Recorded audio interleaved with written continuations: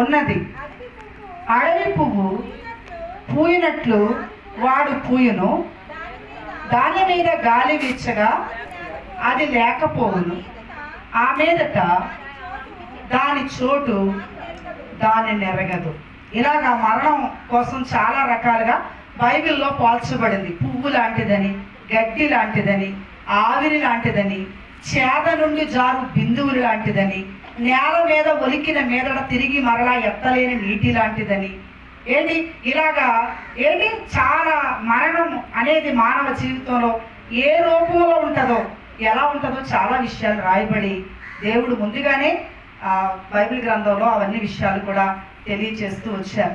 కాబట్టి మరణం అనేది చాలా అది బాధాకరమైనటువంటి సంగతి. మరణం అందరికీ వస్తుంది, కానీ మరణం మనల్ని వెతుక్కుంటూ వస్తుంది, కానీ మనం మరణాన్ని వెతుక్కుంటూ వెళ్ళడం దేవుని యొక్క చిత్తం కాదు. అందుకే బైబిల్లో మరొక మాట కూడా ఉంది. ప్రసంగి గ్రంథంలో మనం చూస్తే ఆ మాట కూడా ఒకసారి చదువుదాం. 7వ అధ్యాయం 17వ వచనాన్ని ఒక మారు మనం చదువుదాం. 7:17లో చేయకము, బుద్ధిహీనంగా తిరగవద్దు.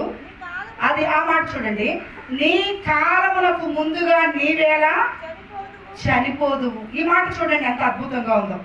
నీ కాలమునకు ముందుగా నీవేళ చనిపోదు అంటే ఇంకా నీకు చాలా టైం ఉంది, కానీ నువ్వు ముందే ఎందుకు ఈ లోకాన్ని దాటి వెళ్ళిపోవాలనుకుంటున్నావు?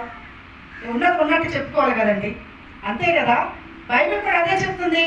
ఇంకా నీకు చాలా మంది ఏం చేస్తారంటే, ఇందాక ఒక పాట పాడాం మనం, ఈ జీవితం అనేది దేవుడిచ్చింది కాబట్టి ఇది చాలా విలువైనది.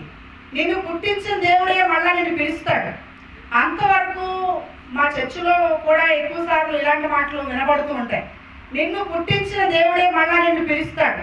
అంతవరకు నీ ప్రాణం మీద నీకు హక్కు లేదు. ప్రాణం పోసిన వాడే మళ్ళా ప్రాణాన్ని కూడా తీస్తాడు. నరులారా తిరిగి రండి, ఆయనే తిరిగి మరలా సెలవిస్తాడు. కాబట్టి నీ ప్రాణం మీద నీకు హక్కు లేదు. దేవుడు నిన్ను పుట్టించాడు, తిరిగి మళ్ళా దేవుడు పిలిచినంత వరకు ఎన్ని బాధలైనా, ఎన్ని రోగాలైనా, ఎన్ని సమస్యలైనా ఇక్కడ అనుభవించి సహించి ఓర్చుకొని బ్రతికితే సమాజం నుంచి శభాష్ అంటారు. హల్లెలూయా, హల్లెలూయా.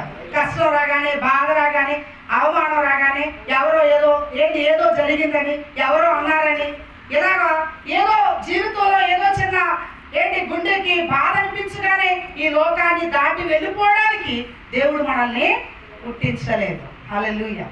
ఈ మధ్య మనకు తెలుసు కదా, యూట్యూబ్లో మనం చూసినప్పుడు చాలా ట్రోలింగ్స్ వస్తుంటాయి. ఆ ట్రోలింగ్లో నేను చాలాసార్లు వింటున్నాను. ఒక డాక్టర్ గారు చాలా దుఃఖంతో మాట్లాడలేక, చాలా దుఃఖం అనమాట ఆమె. అయినా ఆమె చెప్పాలి సమాజానికి ఒక మెసేజ్.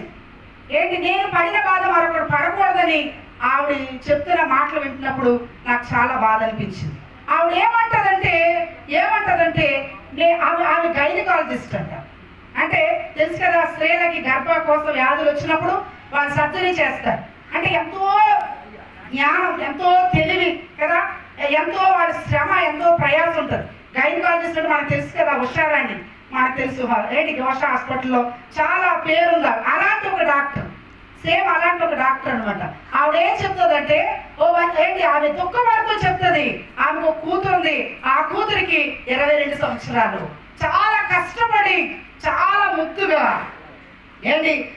తన మీద ఎన్నో ఆశలు పెట్టుకొని ఆమె పెంచిందంట. అయితే ఆవిడ ఏం చెప్తుందంటే